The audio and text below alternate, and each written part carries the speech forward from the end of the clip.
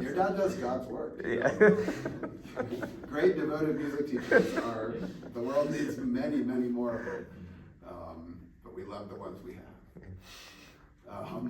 Yeah, so now, yeah, just allow yourself a little bit more physical freedom.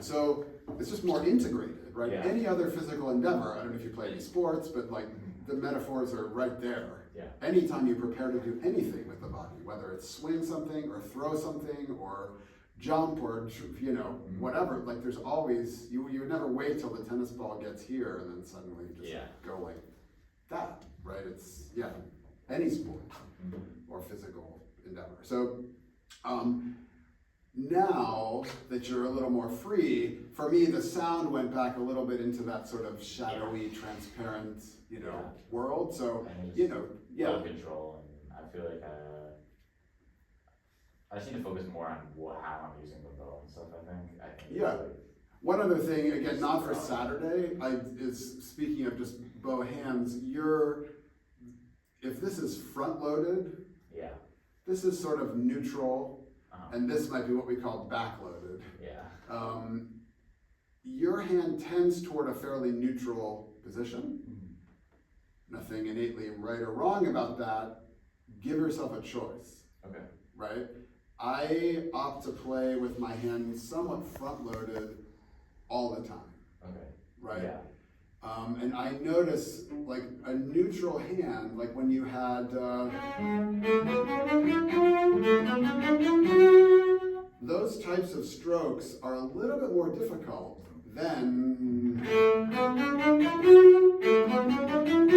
see how I'm making little scoops, but my hand needs to be oriented this way. If it's here, it takes some of the, put your bow on the string at the tip and pretend you're about to play with just see what you did with your hand. You lifted your pinky right off and went like this. So the question is, if you re-engage your pinky, put it up on top of the stick for a second. Does that feel comfortable or uncomfortable? Yeah, just weird. Just try just one up bow and down bow with your pinky on the stick. Yeah, you can put it up there. Speaking of things we can learn from our, a lot of violinists and violists play like this, right? They don't play like this. Yeah. But this is the easiest way to front load the hand. Okay. And so our fingers learn to be flexible without collapsing. Yeah. We see a lot of cellists, I'm sure you've seen them. It's like your hand is one thing here, and then if the pinky's not engaged, you change bow and the whole back of your hand collapses down like this. So for me, I don't play with my pinky up, although I did for 6 months when I was in college to get this right, but it is possible to flex the fingers for a bow change without losing this. Right, and so if we need this here, simplicity follows that I don't have to change that into something else.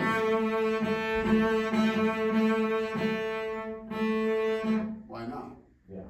So to me, this is a little bit more suited to more things on the cello. And I mentioned it to you now, A, because I just want it in your head before I leave you, but B, it will help your sound production in this type of thing. If it's not what I'm used to, and I'm not imitating you, I'm just sort of trying a neutral hand.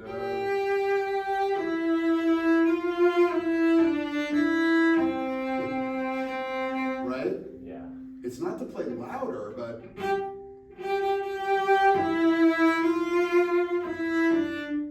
my ability to sense the string through the flexibility in the stick is so much greater here. If I give up this finger and that one, right? Yeah. I mean, you know how important these two fingers are with the bow. It's all about the thumb opposing the first finger, Yeah. right? We could make a decent sound with this alone, but if when I put the other fingers down, I sort of take authority away from first finger, then everything becomes a little bit like that. Mhm. Do you want to try? Just play a little bit and think about the front loading of your hand. Yeah, if your pinky has what I call positive contact with the stick, you should be able to flex your fingers on a bow change without losing your grip.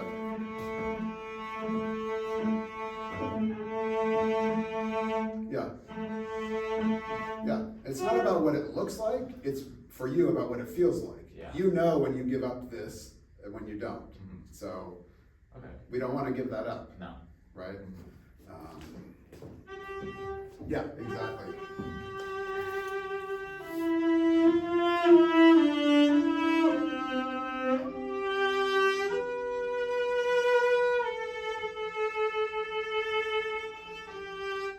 Yeah.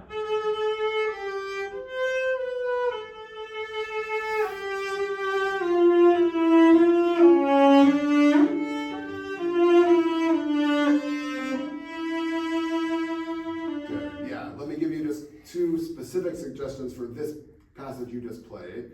One is something about your vibrato was sort of tight and narrow here. And then suddenly on that note, it was sort of wide and slow.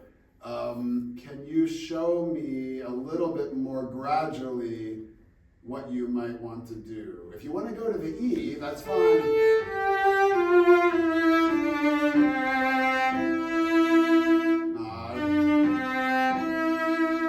Exaggerating, but yeah.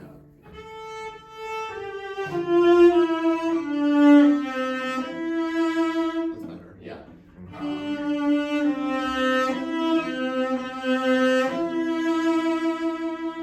Yeah, a lot of doing it is just, the irony is relaxing your left hand. Yeah. If your hand's a little tight, it's hard to produce that vibrato, but if you just relax, then I'm actually freer to shimmer or to make it wider. Yeah.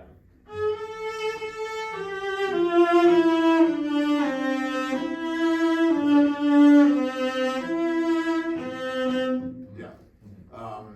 Again, most young musicians don't have, they have too few rather than too many performance opportunities, but the skill of being able to be physically relaxed in the left hand, in the shoulders, in the bow, whatever, and to do that in front of other people is something that you have to practice, right? You can be loose all you want on your own, but at some point, whether it's, I don't know, set up a low stress performance, whether it's for your parents, for colleagues, for whatever, and among other things, what you want to practice is the fact that if you can do this in your practice room, you can do this even when your heart's beating faster on Saturday.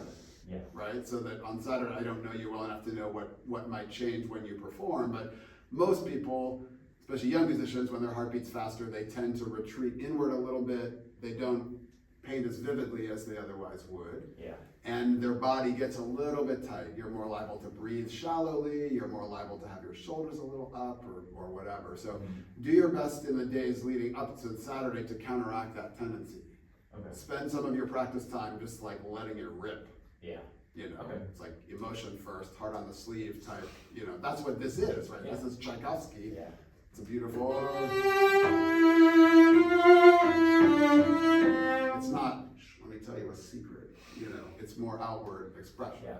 So do what you can to get as comfortable with that as possible, and I think we've managed to sort of cover a whole bunch of bases and somehow make it all about the Tchaikovsky, but in general, your own physical freedom and not blocking yourself physically will mean that you can make even more vivid what you're trying to say with the piece. Yeah. Does that make sense? Yeah. Any questions? No. Cool.